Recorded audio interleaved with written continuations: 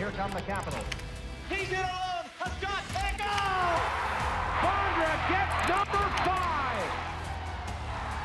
Alexander Ovechkin. The Capitals are champions.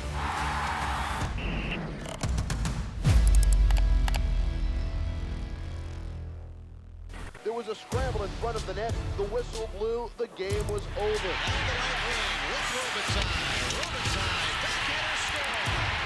7.7 seconds remaining. At the time, even though we made the playoffs every year, we hadn't won a cup, which is very, very hard to do. And the Caps come up with some magic.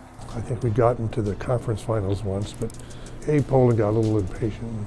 He told me if we didn't go further that year, and he might well look at making some changes. That's it. The Pittsburgh Penguins have won it. The Caps had played tremendously, but was just not meant to be. The Penguins defeat the Caps. David Poile had been here for a long time, and George McPhee had been an assistant GM with Vancouver, other jobs throughout the game. A terrific college player in Bowling Green, Hobey Baker winner. And I guess Dick Patrick had noticed that I sat in the back of the governor's meetings, and he likes humble, low-ego people, and I think I came across as that kind of guy, I hope. He had a tremendous background in terms of being a player, being an executive with Vancouver, good mentorship under Pat Quinn. The transition from Vancouver to Washington was a challenge. Some people regarded Washington then in terms of hockey as an outpost. I didn't see it that way. I just thought that it could be something special, and we were going to do everything we could to be a terrific team right away, and we were. I mean, he's always dressed to the nines. He always is aware of what he's saying. I would say George was more, we brought to the Washington Capitals more like a business type structure, and so before David was a family oriented, but he was a great GM. I just thought we're gonna come up with a team bonus plan in the playoffs, and the players sure liked the sound of that, and they made a lot of money in the playoffs that year. And you do everything to push all the right buttons to allow your team to go as far as it can go. Winner, the goal that sent the Capitals to the Stanley Cup final for the first time in their history. The rumors were out there that Pittsburgh was going to have to trade Jágr, and when George called my dad and said, we're pretty close on a deal, I just remember thinking, I was like, this can't be true. Like, we're going to get Jágr? It didn't work out the way that they wanted. Very rarely in the last 40 years has this team been at the bottom looking up at everybody. That's the first round history of the Capitals after shedding a lot of veteran players. It was time, and it was pushing the plunger and essentially starting over. This is what leads to getting the #1 overall pick, as it turned out, in a year that it was pretty good to have it in 2004. Washington Capitals wish to select Alexander Ovechkin.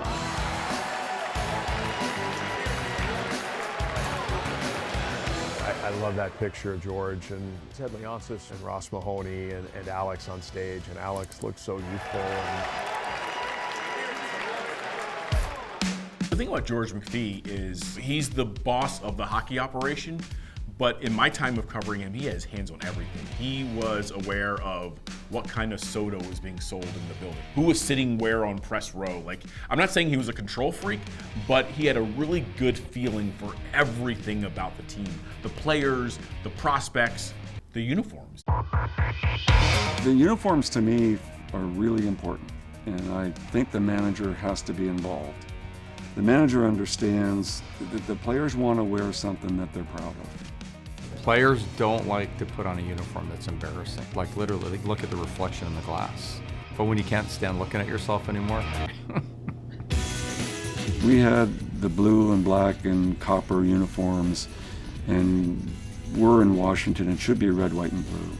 We were changing the jerseys, but it was an homage to our early jerseys of the 70s. It was the same word mark with a slightly different font. We're trying to pick the right kind of red, and you want it to sort of light up the arena. Yeah, it was pretty fun to change the jerseys and change the identity of the organization right at the time we were turning the corner with OV. They look great on the players, they look great on the fans. They'll never go out of style, and so I'm happy about the contribution there because it matters. George is one of the most intimidating people I think I've ever met in my life. In Cap's moments, he's got one of the greatest moments in history when he went out and punched the other coach in a preseason game. In the exhibition season that fall of '99, well, they were in Chicago, and the Chicago team dressed a tougher lineup than had been agreed to, and their guys were just sort of beating up on our guys, and George was very upset and went down to confront their coach and ended up getting in a fist fight with him. I just remember George coming on the bus after that game. You find out later that he charged into the Blackhawks room. He got a good punch on Lorne Mulliken, the coach, and everybody jumped on top of him. That's protecting your players. How can you, if you're not a player, say, our guy's got our back, we're going to go to the wall for him? A fierceness about him that I don't know that I've ever seen in another human being. And he is, on the inside, one of the kindest people that always has time for you. He was just the top GM. He had it all. And we saw that for 15 years approximately in Washington, one of the best GMs ever. Under his watch, John Carlson was a late first-round pick. Nick Backstrom, Holtz. The early building blocks of what was to be 2018 started under George McPhee.